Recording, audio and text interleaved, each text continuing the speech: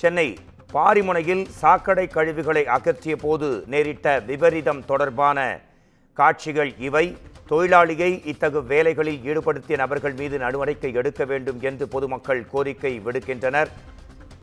தற்போதைய அண்மை செய்தி, சாக்கடை கழிவுகளை அகற்றிய போது விபரீதம் நிகழ்ந்தேறியிருக்கிறது. சென்னை பாரிமுனையில் சாக்கடை அடைப்பை எடுக்க மனிதர்களை பயன்படுத்திய அவலம் குறித்த காட்சிகள். சாக்கடை இணைப்பில் ஏற்பட்ட அடைப்பை நீக்க 3 தொழிலாளர்களை பாதுகாப்பு உபகரணங்கள் ஏதுமின்றி ஈடுபடுத்திய கொடூரம் அரங்கேறி இருக்கிறது. இது குறித்து நமது குமுதம் செய்தியாளர் ஹரிபிரசாத் தரும் உடனடி விரிவான தகவல்களை கேட்கலாம். மனித கழிவுகளை மனிதனே அள்ளும் அவலம் இருக்கக்கூடாது என்று தொடர்ந்து அனைவரும் சொன்னாலும் இதுபோன்ற அதிர்ச்சி சம்பவங்கள் நடைபெறுவது வாடிக்கையாகவே இருக்கிறது. தற்போது சென்னை பாரிமுனையில் இத்தகைய சம்பவம் நடந்திருக்கிறது. உங்கள் தகவல்களை தரலாம் ஹரி.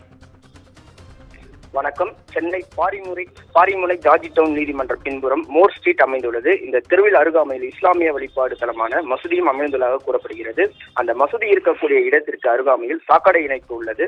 அந்த இணைப்பில் ஏற்பட்ட அடைப்பு காரணமாக அந்த பகுதியை சேர்ந்த ஒருவர் வேலை ஆட்களை பிரத்யேகமாக கூலியின் அடிப்படையில் அழைத்து வந்ததாக கூறப்படுகிறது.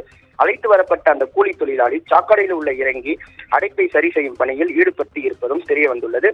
எவ்வித பாதுகாப்பு உபகரணங்கள் இல்லாமல் உள்ளே இறங்கி அடைப்பை சரி செய்த அப்பாவி கூலி தொழிலாளி மீது ஏறி வர முடியாமல் திணறிய சம்பவம் அரங்கேறியுள்ளது. மனித கழிவு பணியை மனிதர்களை ஈடுபடக்கூடாது என சட்டம் உள்ள நிலையில் அதை சிறிதும் பொருட்படுத்தாமல் கூலி தொழிலாளி உயிரோடு விளையாடி இருக்கும் நபர்களை கண்டறிந்து கைது செய்ய வேண்டும் என்ற கோரிக்கை அமைந்துள்ளது. மோகன்ராஜ்,